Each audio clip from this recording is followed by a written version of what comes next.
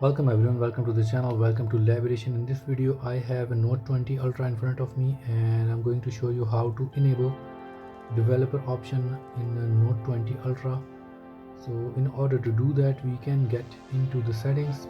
In the settings at the end we have about phone, so select about phone. Here you're gonna get into software information. In the software information you can see build number, so I'm gonna press 7 times on the build number to enable developer option.